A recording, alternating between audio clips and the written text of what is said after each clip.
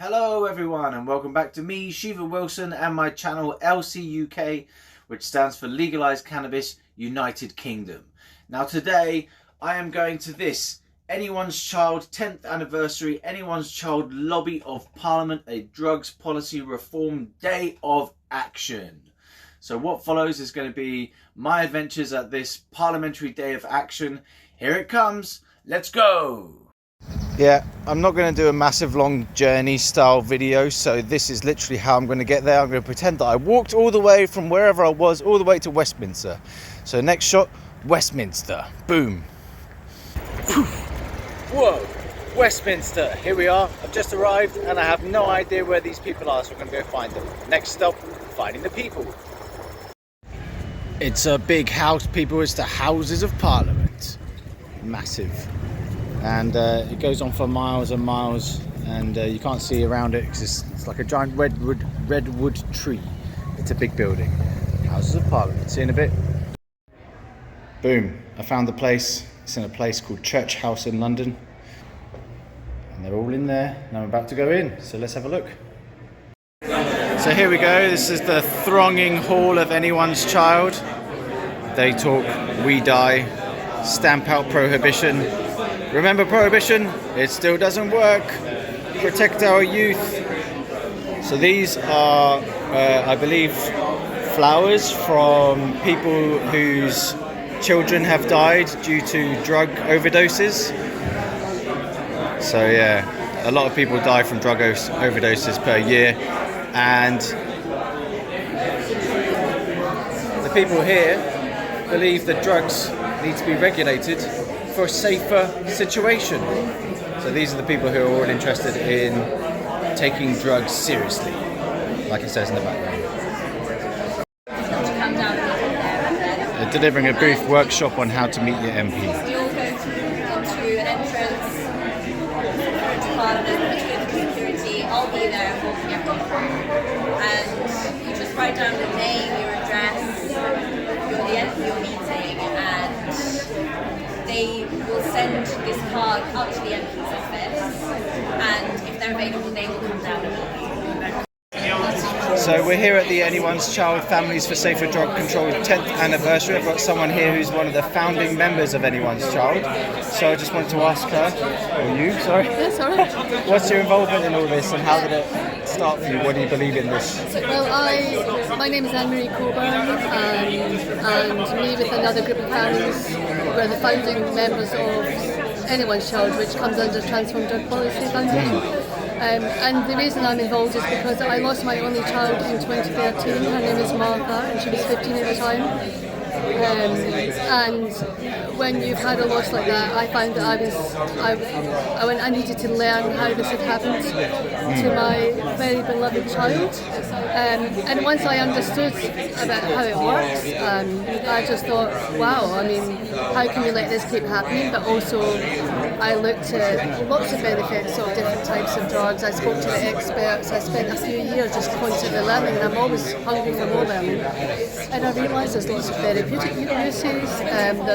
The drug that killed my daughter could actually benefit me, somebody who a few years ago was suffering from PTSD due to a death. And that's true. That chemicals have helped me. And the same with things like cannabis. We know there are many medicinal uses, but you only get the scaremongering side on the news. I mean, 10% of drug use might be problematic, but 90% is not problematic. And that's the bit we also need to be talking about, and being grown up about this subject. You know, human beings want to feel different on a Friday night than they do on a Monday night. We've got chemicals that naturally are produced by the body, and you can't ban those either. So it's kind of like, we are chemical beings. So we must be realistic about this. And for people like Martha, who was a very curious, healthy young woman at that stage in her life, she was going out a little bit with her friends. She deserved to have good information, good harm reduction information. She had easy access to the drugs. She needed easy access to harm reduction as well. So Anyone's Child crosses a lot of things, including the kind of demand for legal regulation and looking at different parts of this sector really. But also not judging people's choices and looking at a lot of drug taking. Some of the problematic use we know is self-medication, numbing pain. There are two types of people that take drugs. One group is a group that take drugs to feel good, and another group take drugs to not feel bad. So, we just need to keep talking about it in ordinary spaces, in ordinary rooms, in people's living rooms, in kitchens, in our lives, because this isn't going to improve unless we get it out of the shadows. Thank you. It's all right. Thanks very much. Cheers. I'm here with Support Don't Punish. So what is Support Don't Punish all about? So Support Don't Punish is a global grassroots center organization, campaign that resources local partners all over the world to mobilize against the war on drugs and build sustainable alternatives. And what we mean by building sustainable alternatives is alternatives that have as a baseline decrim and harm reduction. And very often I hear people talk about decrim and legalization or decrim and regulation as being opposed. That's not how we view things. Like, we think, of course, all people who use drugs should be decriminalized, because criminalization is no way to respond to the needs of people who use drugs. But above that, we can build all kinds of things. We see it in Canada with safe supply models. We see it in Catalonia, for example, with shared consumption and then having cannabis social clubs. Like, there's all kinds of possibilities that are enabled when we stop criminalizing people who use drugs. Nice. So, we're here on a day of action. Are you going to be talking to your MP or anything like that? So my MP I live in Islington. My MP is Jeremy Corbyn, and I missed the deadline to contact him. But if I manage to be freed from the booth that I have here for Support Don't Punish, I'll definitely knock on his door and see if there's still a possibility. So what about, my channel is about the legalization of cannabis. How does that fit in with your Support Don't Punish ideas? So as the central hub of the campaign, what we what unites everyone within this campaign is this commitment to not criminalizing people who use drugs and supporting harm reduction responses to people who use drugs, and also other communities, because that's another thing to keep in mind. We talk about people who use drugs, and that's only fair, but in Latin America, for example, growing communities are heavily harmed by the repressive apparatus of the state, like, for example, the military. So the campaign is quite encompassing in that sense. But many local partners of the campaign do advocate for a legally regulated market for all substances. Right. And cannabis is just such an easy possibility, because we already have models that are working, functioning, and from which we can learn. And I think it's absolutely self-defeating that governments are not experimenting more and learning more from those experiences. So hopefully in the next years, thanks to activists like you and the people who are watching and people getting involved in this struggle, things will change. Thank you. Cheers, man. We're having a group photo opportunity. I just wanted to see that big sign saying, "Take drugs seriously." This stuff looks terrifyingly helpful. Opiate overdose prevention, exchange supplies, harm reduction, needles everywhere. What's going on here? I shall ask them what it's all about.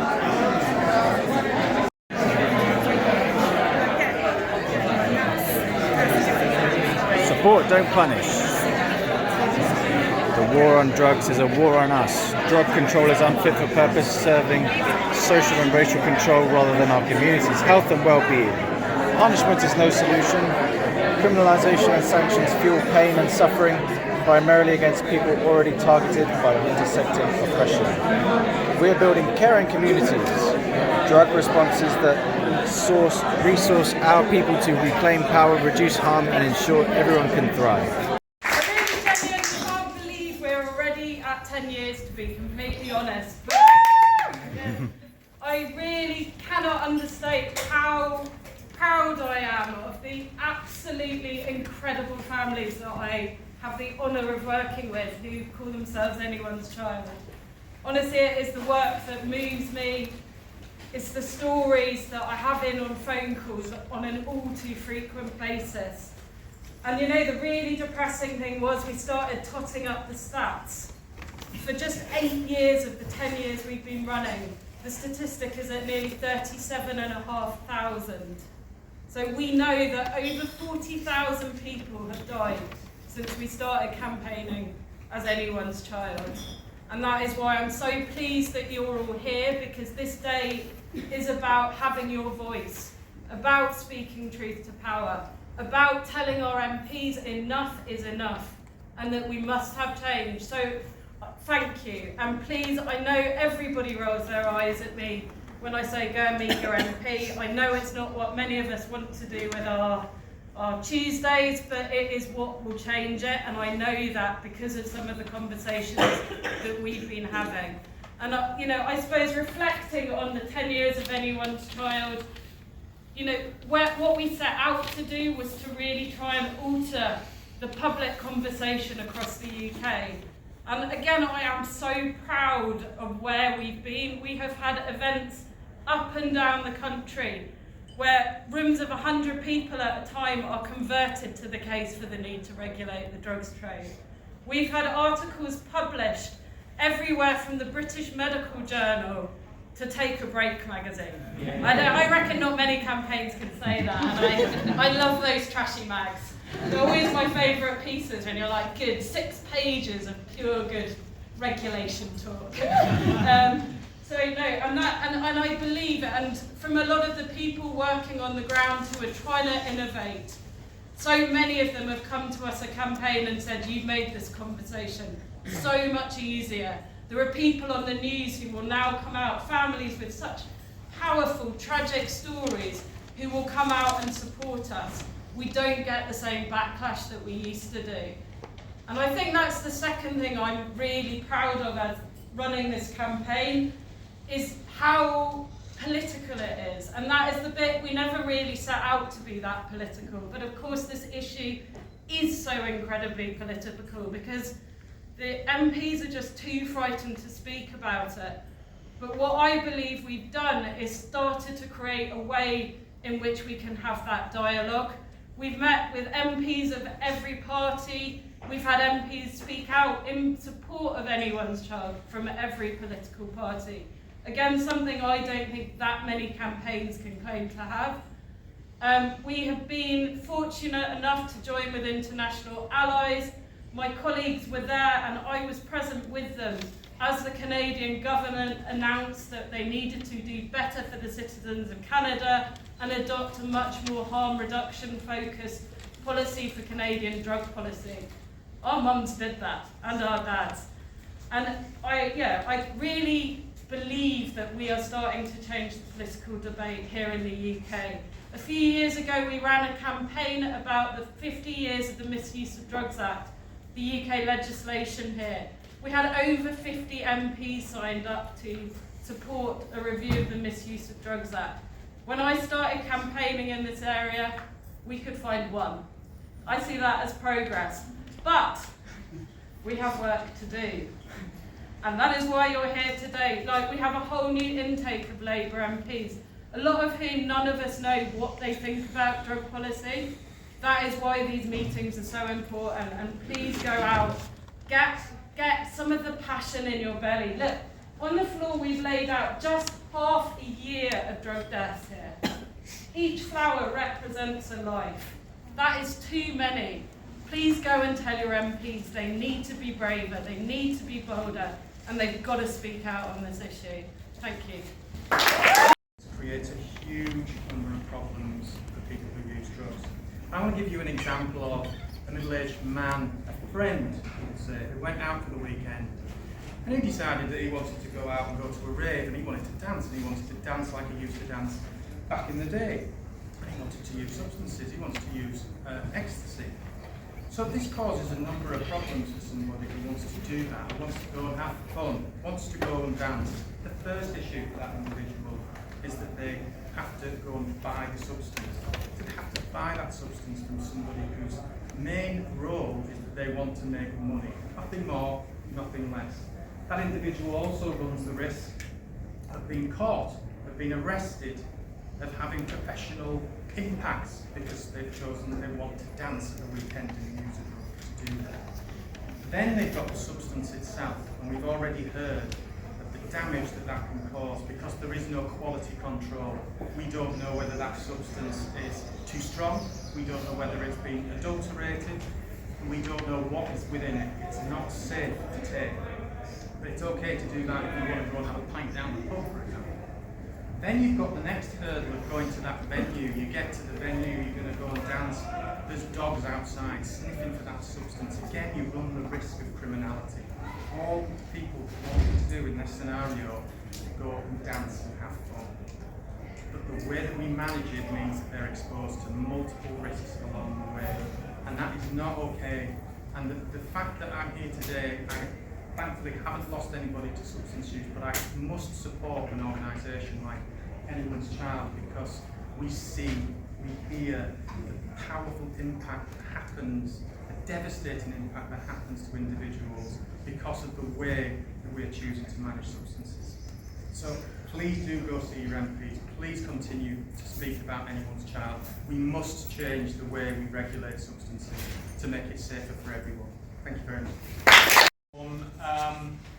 I've been doing this more than 20 years, and I think the thing that I wanted to say is, well, I mean, the failures of the war on drugs are not just the horrific personal tragedies of all the drug deaths in the UK and around the world. They're much more pernicious and widespread than even that. Reliefs who are here, they do a lot of work with people who have fallen foul of the criminal justice system. Millions of people are getting criminal records for things that really aren't crimes. And the policing of those drug laws is disproportionately falls on marginalised populations, the poorer people, people from other disadvantaged communities. It's just a total disaster on any front, and it's not just in the UK, around the world. We see the impact of the war on drugs because our drug markets are international. A lot of our drugs are coming from Afghanistan or from North Africa or from South America, Colombia. We do a lot of work in many of those places. Health Poverty Action over here, they've got a table. They're looking at some of the international development implications of the war on drugs and how our policies here are not just wreaking havoc on the streets of Britain, but all across the world, from Afghanistan to the Amazon regions where cocaine is grown, for example. But I think the key thing I wanted to just point out is that change is possible. Having been doing this for 20 years, I've seen the trajectory of change, and what seemed impossible and radical and almost extremist at the time when we started. Oh, you want to decriminalise possession of drugs, you want to legalise cannabis, you want to legalise other drugs. It is happening, and all of that change has been driven from the bottom up. It's all been driven by activists, from grassroots organisations, from NGOs, from local service providers, from local groups. That is what the sort of driver of change has been.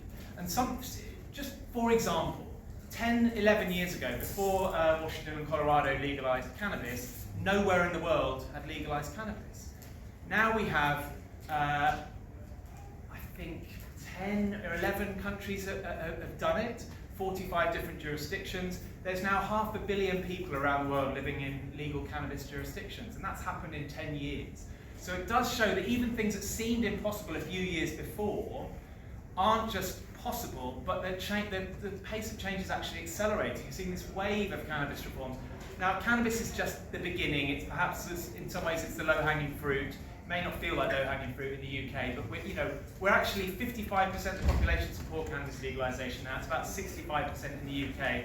We're getting there, but there's a much bigger game really with all the other drugs, because people aren't particularly, none of these deaths are to do with cannabis. It's all to do with other drugs. So it's a much harder set of arguments. But when we have those arguments, we always win. The harm reduction arguments at the end of the 80s and 90s, we've won those arguments. It's now standard practice within the World Health Organization in 100 countries around the world. Harm reduction, decriminalisation, we've won those arguments. 45 jurisdictions around the world have either decriminalised cannabis or all drugs. The UN Common Position Statement explicitly advocates for the decriminalisation of all drugs. And legalisation of drugs, we are winning that as well, the legalisation and regulation of drugs. These markets aren't going anywhere. You either responsibly regulate them or you leave them with organised crime groups. So we have to take that step. And even now, Amnesty International, through work that Transform has done with them over a number of years, now advocates the legalisation and regulation of all drugs. It's the biggest NGO in the world. The Office of the High Commissioner for Human Rights, the senior human rights agency at the United Nations, now calls for, since last year, now calls for the legalisation and regulation of all drugs. So change is possible at an institutional level, at a political level, and at a community level. And you, on the ground, doing the work, meeting your MPs, you are the drivers of that. So thank you. Don't give up. There's a lot of work still to be done, but we are getting there. So don't despair. Just keep going. Thanks very much.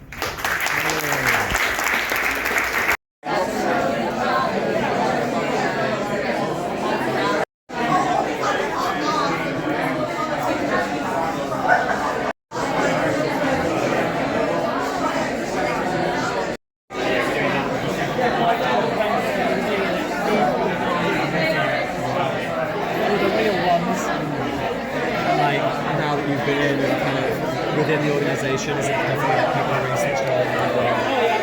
I mean, it's small organisations, small teams. But, obviously we do what we can. So I just met someone who works for transformdrugs.org, and she was going to go and give a letter to Keir Starmer all about drugs policy. So hopefully that goes down well. What does safer drug control look like? What do you think it looks like? What does it mean? Well, safer, it depends on the drugs that you're talking about, but ultimately it's about being pragmatic, appreciating that people will use drugs in society. It's been happening throughout human history. So how do we make substance use as safe as it possibly can be? No drug use is ever totally safe, but you can make it safer with proactive and evidence-based policies. I think that's really good to do, and it's what we promote in the Green Party. So I'm the comms officer for the Green Party Drug Policy Group, and it's just something we're trying to do with the policy. We're trying to make drugs, taking drugs as safe as possible, So we accept that people take drugs and we're trying to reduce the harms involved, is that right? Yeah, I mean, I've got a teenage son. If just getting into alcohol, if he was sitting down to a pint of alcohol and he doesn't know if it's the strength of whiskey or it's the strength of beer, that's dangerous. That's what is an illegal If you market. walked into a bar and they went, here you go, here's some alcohol, you're like, well, what's in it? It's alcohol, you get what you're given.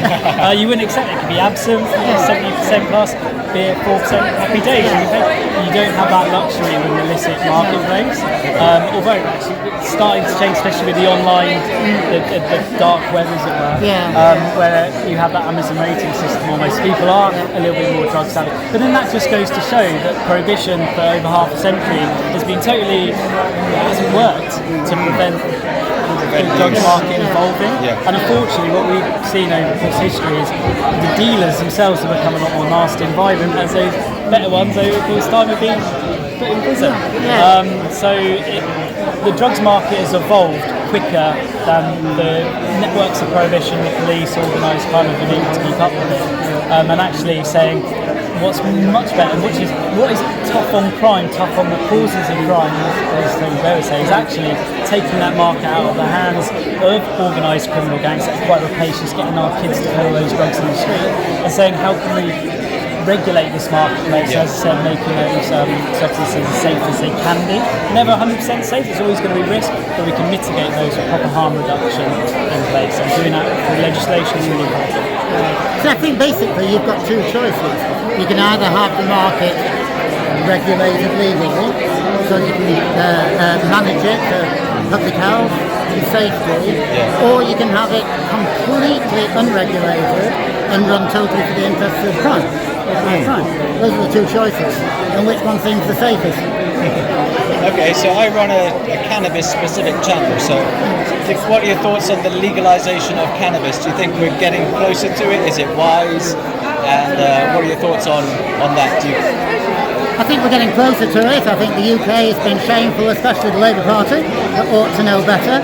I think a lot of the politicians do know better, but they're too scared to say so. I think that if you're thinking about what's safe, the organisation I work for, Health Poverty Action, we did a report looking at how you could legally regulate the cannabis trading sector in the UK, tax it and use that tax to fund the NHS.